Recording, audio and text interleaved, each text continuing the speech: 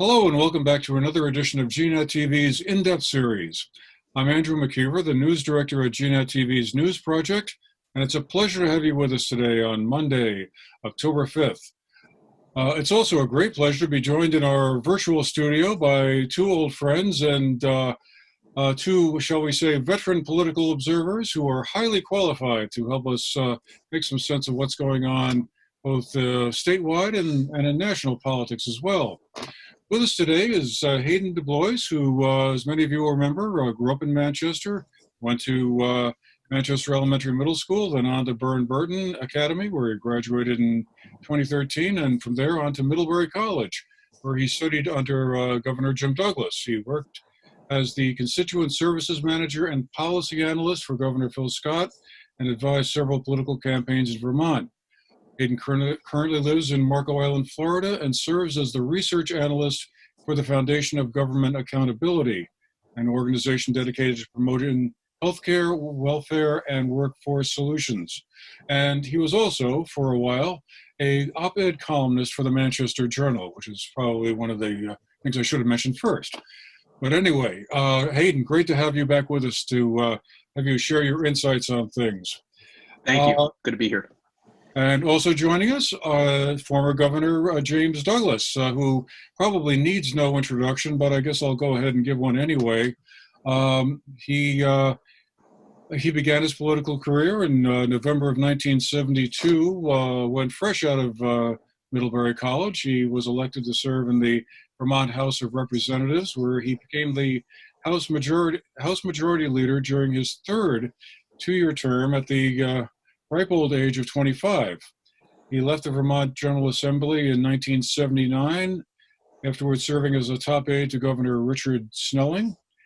He was elected as the Secretary of State in November of 1980, which a post that he held until 1992, and from there went on to serve as the State Treasurer from 1995 to 2003.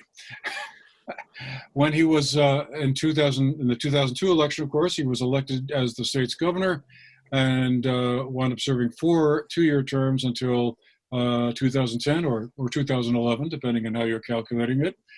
And after leaving office, became the executive in residence at Middlebury College and then also the director of the Vermont Historical Society. Governor, it's a great pleasure to welcome you back to GNAT-TV's News Project. Well, nice to be with you again, Andrew. Thanks for inviting me. I kind of half-jokingly suggest I don't get invited to much anymore, so I'm honored to be here. Well, you have an open invitation to be part of the News Project at any time. Just send me an email and we'll make it happen. Well, gentlemen, I think we'll all agree that 2020 has been a pretty interesting political year, and all kinds of things going on as we're.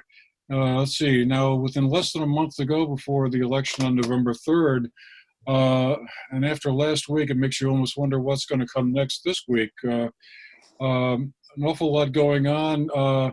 Governor, let me start with you. I guess it must be interesting having served as a governor to kind of follow these races as they unfold and go on and kind of remember back what that was like, both serving in the office and then running for re-election. But I guess what's your overall read on the races, both for the governorship and the lieutenant governor race? They're two very different races as they're shaping up at the moment, at least so it seems from the polling data we've been able to see. But what's your takeaway on them?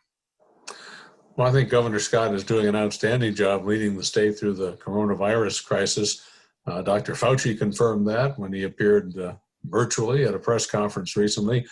Vermont has the lowest caseload on a relative population basis, the fewest fatalities per capita. So I think we're doing a lot of things right, and that's due in no small measure to gubernatorial leadership. I think Vermonters understand that, they respect it, they appreciate it, and that's why he looks like he's in pretty good shape in the polls. Lieutenant Governor Zuckerman is a good fellow. I've known him for decades. He probably has second thoughts about running, but of course he announced before we had a pandemic. So I admire him for sticking it out and persevering. But Governor Scott's a down-to-earth guy. He relates very well to Vermonters. He's quite moderate politically, and that's why I think he attracts such tremendous support. And you referred to a recent poll, Andrew, and of course it showed not only a strong lead at this point for the governor, but also a lead among Democrats in Vermont, which is quite unusual. In Vermont, we're a very blue state, of course. The default vote is Democratic. That's how people vote unless they are persuaded by the quality of a candidate to go in a different direction. But I think in the race for lieutenant governor, they may very well be persuaded to go in a different direction. Scott Milne nearly won the governorship 6 years ago. He came within 1.5% of defeating a two-term incumbent, and probably forced him from seeking a fourth term a couple of years after that. Scott's a great guy. He's very personable. He's credible. He's a business owner in central Vermont. He's created a lot of jobs. And I think what he brings to this race is the real world experience of trying to meet a payroll during a global pandemic. That's something that not many candidates have right now. And I think that credibility really will give him a tremendous boost. So I think it appears at this point Governor Scott's a likely winner, and I think Scott Milne is going to be a very strong candidate, and I think he's going to pull it out. And Hayden, what's your takeaway on all of it? Well, as usual, I agree with Governor Douglas on most of what he said there. I think it certainly is an interesting election year in Vermont, with voting being pushed up early and really beginning already. But I tend to agree. I think Governor Scott is in a very good position. Vermonters largely across the political spectrum approve of his handling of COVID-19. He has one of the highest approval ratings as a governor in the entire nation, which is incredible. And as Governor Douglas pointed out, in head-to-head matchups with Lieutenant Governor Zuckerman, not only is he winning across the board, but he's winning against Democrats. He's winning in every demographic group. He's winning in every region in the state. Those are very strong marks for the governor a month out before the election, and I think he's in a position to win. Another indicator I always look to in the gubernatorial races is the level of outside spending. And what I think is interesting this cycle is that the Democratic Governors Association hasn't put any money into this race, which likely means that they've written it off as a loss. And in contrast, the Republican Governors Association, other than some early advertising in the spring on COVID-19 and Governor Scott's handling, has also not put any money into the race, which is likely an indication of the fact that they think Governor Scott's a shoo-in, and he doesn't really need the help at this point, given his high marks and the recent polling. So I think, to put it bluntly, David Zuckerman is probably heading towards his political retirement. And I think that, again, as Governor Douglas indicated, this is probably the worst year he could have run in. 2 years ago would have been a much more interesting race. He's probably regretting that right now. But still, he'll give Governor Scott a strong showing because David Zuckerman is a very formidable campaigner and very good debater, and has raised quite a bit of money as well and is running ads. So we'll see how much he can move the margin. But I agree with Governor Douglas as well that the race to watch this year is going to be the lieutenant governor's race in Vermont. This is shaping out to be a much more competitive election than I think most people anticipated. Exiting the primaries, Molly Gray, who is the Democratic nominee, was sort of seen as the new standard bearer for the Democratic Party, the new face who was going to be potentially the next Peter Welch or the next Patrick Leahy, and could use this as a stepping stone to higher office. What I think is probably unfortunate for her is there's been a bit of stumbling on her end since that time with there was recently a VT Digger fact check pointing out that she was not entirely honest about her past voting record. I think that certainly concerned a lot of Vermonters. There's been a concern about her support among Democrats. The VPR poll showed that only 61% of Democrats felt confident in voting for her, which is not what you want as the Democratic nominee leading a month before the election. And finally, on that same point, Scott Milne has managed to garner the endorsements of a number of Democratic and independent leaders, including all the way north in Chittenden County, Senator Debbie Ingram, and down in your neck of the woods, our old neck of the woods, Bennington County, Representative Linda Joy Sullivan, former state senator Bob Hartwell, Representative Chris Bates, a number of other Democrats and independents. So that is a strong indicator for Milne. The issue with Milne will be overcoming some of his the perceptions of his past races, but I certainly think this will be the most competitive one, and he's sunk a lot of his own money into it to get on air and with direct voter outreach, and I think that should help him in all likelihood. But this race is certainly going to shape up to be the closest and the one to watch in Vermont on election night.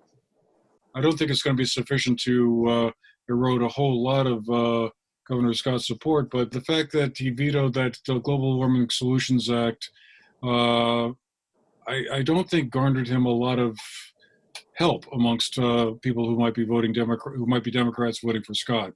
I guess I just wondered what both of you thought about that veto and the subsequent override that the legislature then very quickly voted through. I don't think it's going to make any significant difference. I've had a little experience myself in having vetoes overridden. It's not a fun experience, but the supermajority of the Democratic Party enjoys in both houses of our legislature can work its will on any day. They've got the horses and they can ram anything through that they want, and they obviously chose to do so in this case. I think the governor has made a strong argument that it's not the way to attack our environmental concerns. It will result in more litigation, and it very likely is unconstitutional. I wouldn't be surprised to see it challenged in court. It sets up an unresponsive, unrepresentative commission of some kind that's going to essentially make the laws, and that's not the way our system of government works. So I think he did the right thing. And also, Andrew, I'd point out that I've seen some recent surveys, not Vermont specific, but nationally, that indicate that most Americans now are frankly not regarding environmental concerns high on their priority list. We're in a global pandemic. They're most concerned about the health of their families and themselves. They're concerned about the tremendous job losses that we have experienced.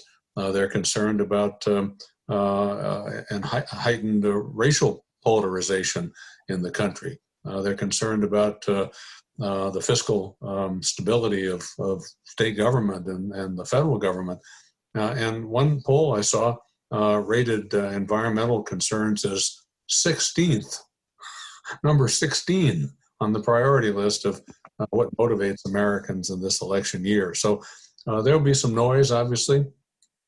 His opponent will try to capitalize on it because he has very little to go on. But in the end, I think most Vermonters will appreciate his leadership. And I also might offer my own experience in that regard. I think of a lot of folks through the years who have approached me at fairs or events of one kind or another, and they would say, I don't agree with you on X, Y, or Z or anything, but I appreciate your honesty, your integrity, your hard work. I know that you're doing what you believe is right for our state. And so I think character counts, and that's where Governor Scott has a very strong suit. Yeah, I tend to agree with Governor Douglas. I think in the grand scheme of things, while the environment is certainly very important, right now Vermonters and Americans all around, I think, are concerned primarily about two things. The public health crisis and the uncertainty it creates for themselves and their families, and the economic crisis and the concern that creates for the broader macroeconomy, our small businesses, the unemployment numbers. I think those are the principal concerns. And I think most Vermonters probably would give Governor Scott high marks on the economy. They certainly have, in public poll after public poll, given him high marks on his response to the public health crisis. And when you add that up with some of the goodwill he's built in other years with holding the line on taxes, with some of his stances on social issues that appease moderates, I think he's in a position where the veto of the Global Warming Solutions Act is unlikely to make any significant change. However, David Zuckerman probably, I've noticed he is using that to his advantage, as he should be, because as Governor Douglas points out, there's very little else to drive a wedge here and to try to separate the support for Governor Scott from the moderate Democrats who could go one way or the other. And that's exactly what Zuckerman is trying to do. Whether or not it will work is another question, because I think, again, there are other issues at the forefront of Vermonters' minds. And secondly, I think Governor Scott also has the opportunity, as he has done, to hang his hat on some of the other environmental issues he's addressed. I mean, let's not forget his Agency of Natural Resources has worked very closely in Bennington County, for example, on the PFOA issue. That was one of the earlier pieces of legislation he signed, was trying to hold those folks accountable. He's dealt with that quite a bit, finding a long-term solution for funding clean water investments, working to advance electric vehicles. So even on the environment, I think it's hard to portray Governor Scott as weak on that issue. And I think the governor's got a strong foundation for policy actions he's taken in those areas where even the veto of the GWSA might not really hurt him with moderate voters. Looking long-term at the future of the Republican Party in Vermont, what do you think is going to need to happen for the Republican Party in Vermont to, let's say, regain some sort of parity with the Democratic Party in the legislature? Well, I think we need to get folks like Hayden to run for the legislature and broaden the base and lower the average age of Republicans who are serving in Montpelier. I don't know what the long-term future holds. I think it's clear that we're in a cycle now when the Democratic Party is dominant, but things do change over the course of history, and there's no reason why they couldn't change again. First thing we have to do, of course, is field candidates. You can't win if you don't run, and this year the party has fielded more for the legislature than the last couple of cycles, which is encouraging. Still, there are some seats that are going without Republican challengers, and we have to work on that in the future.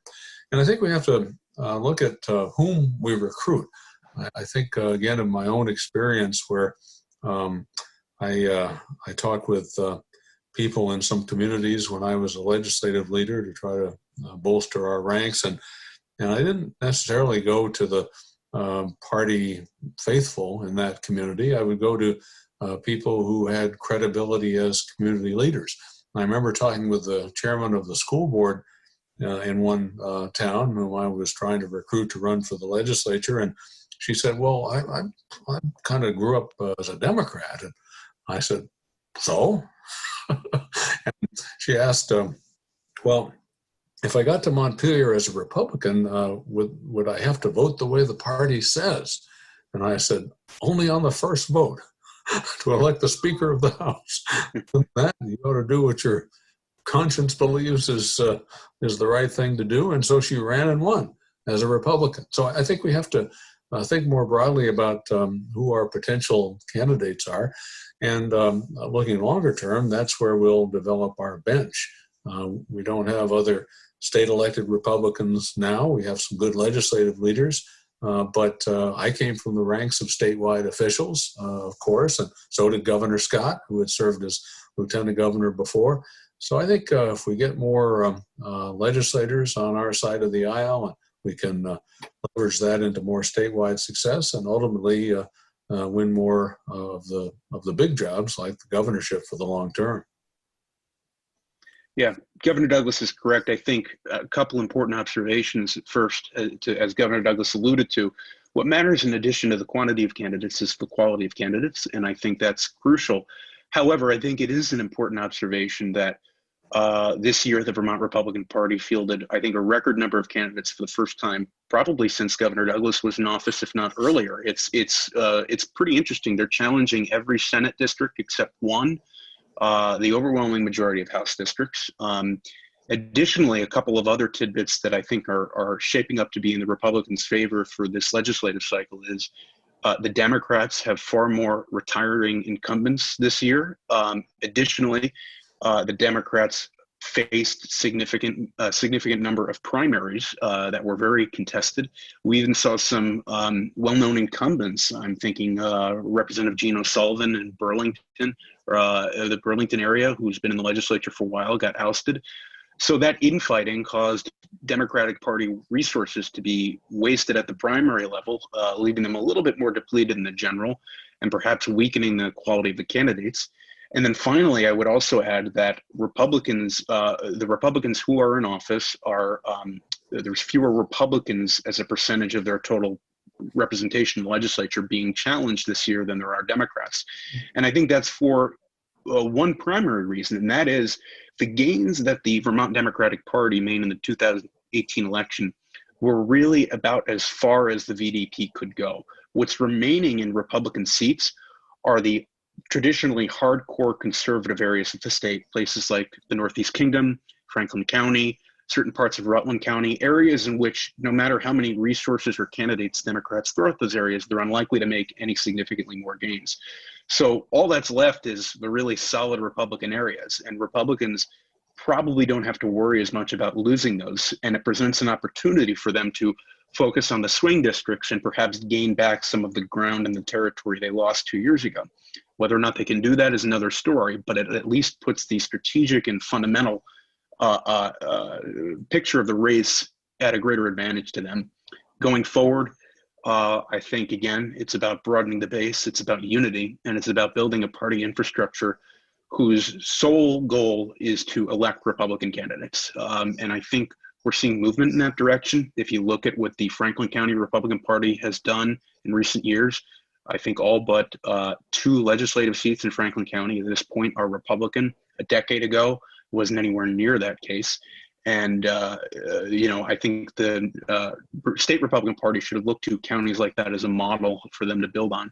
And we'll see if they can pull that off this election cycle, or if it takes a few more for them to get to that point. Because it's interesting. Hayden, I was just going to add that the Rutland County Republicans are quite active as well, and coordinating their efforts countywide. And there are some examples that the other dozen counties might look at to see about how to organize and perhaps have some greater success. Just one other point I was going to add, Andrew. I remember some years ago, a Democratic Speaker of the House saying to me, you know, we can have too many, because everybody wants to be chairman of a committee or get some plum appointment. And if you have 100 or more people to deal with, it's pretty hard to, as he put it, feed all those mouths. And so they began to splinter. And then for a while in the late 90s, early 2000s, we had a Republican House for a short time with our good friend Walt Freed as Speaker. So they might want to be careful what they wish for. We got a few minutes left, and I just wanted to take a short bit of time here to move from the statewide scene, which is kind of, you know, really more interesting anyway, to the national picture. How do you think the president contracting or testing positive for COVID impacts things? I mean, I've heard every kind of theory I can think of now, from this will redound to his benefit because it'll make him more sympathetic, to, well, it's like karma meeting science here, you know, after downplaying the importance of mask wearing and sending a lot of mixed messages out, hey, you know, and doing too many rallies without masks, this is what happens. I mean, at this point, the polls seem to show him 6 to 8 points behind Joe Biden in the terms of the overall race, and a lot of swing states, including down in Florida where you're at. Hayden, and I'd also love to hear your thoughts on Montana, too, since another state you have some familiarity with there. Senate race there is kind of interesting. Well, what do you think? 4 more weeks to go. Mail-in voting, people are voting already, so is this going to be a close call or a disputed election, or what's your thought on what we might be seeing the night of November 3rd? You know, I think it's difficult to say at this point. I don't, you know, if we were in a conventional election year, we would look to things like the second or third quarter GDP growth. We would look at whether or not people's incomes are rising. We would look at the unemployment rate. And those factors are usually very good predictors of the turnout or of the outcome of the general election. Obviously, this is not a conventional year, and it's almost impossible to look to those factors. But I don't think personally that the president contracting coronavirus is going to make a significant change one way or another. I think the people who were supporting him beforehand are likely to continue doing so. The people who were against him beforehand are likely to continue doing so. Same thing with the debates. I don't think many folks make their decisions based off a couple of debates. I think it's unlikely to have a significant change in public opinion. And one thing I would add is what matters more than the national polls are the state battleground polls. Obviously, you alluded to Florida. The president essentially needs to come away with Florida and potentially Pennsylvania or Wisconsin. Those are must-haves for him, in addition to some other states like North Carolina, Ohio, Iowa. But I think it's too early to tell at this point. I think it is interesting the parallels we can draw to 2016, where 4 years ago, Joe Biden is now polling in the polls at a very similar place Hillary Clinton was. And we looked and saw how those polls turned out to be somewhat inaccurate. So I'm not going to put too much faith or stock in them. I can tell you certainly on the ground where I am in Florida, within I'd say 25-mile radius, you can't go down a street without seeing multiple Trump signs, and I haven't seen a single Biden sign, which is interesting. I am in a more conservative area of Florida, but that is certainly just an anecdotal indicator, which I find fascinating. So it's difficult to tell, but I don't think anyone's out. I think it could be anyone's game at this point, and it comes down to simple electoral math. But equally importantly, and you alluded to this, is control of the Senate. And that is whoever wins the White House. Control of the Senate is absolutely crucial. And we could be looking at a change in the Senate makeup, or we could not. There's a number of Republican incumbents who are in a vulnerable position.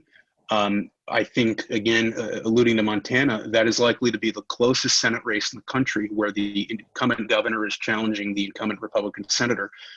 And every single poll for the last month has had it consistently within about 1 point. Well within the margin of error.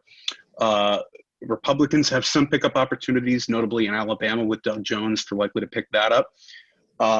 But they'll also have to defend seats in North Carolina, in Maine, in Iowa, in Montana. Possibility of a pickup in Michigan hasn't been ruled out. But that's going to be equally essential, I think, when we wrap the conversation around the context of court picks, around the context of the future policy of the nation. Whether Trump gets in or Biden gets in, the control of the Senate is hugely important. I think that's exactly right. And if you look at all the recent polls, the number of undecided voters is quite modest. And I think Hayden is correct that most people have made up their mind at this point, and nothing is going to persuade them otherwise. Someone analogized that watching a debate is like watching the Super Bowl, where you don't say, well, I was for San Francisco, but, well, all right, the Chiefs deserve to win. You're for your candidate and are likely to be afterward. I don't think the coronavirus diagnosis is likely to have a huge effect, but we'll see how he plays it as he returns to the White House, as he indicated he's going to do soon, and we'll then see what the public response is. There's no question the current president is unorthodox. He's the first one in our nation's history who had no government experience, civilian or military, before coming in. There are a lot of people who like policies that he's pursued and decisions he's made, but are really turned off by his character and personal conduct in some respects. So how does that reconcile when they go into the voting booth? I guess we'll see in about a month. At least we hope we see in a month. Thanks again, Mr. Douglas and Hayden. I really appreciate your time, and we'll see you again soon.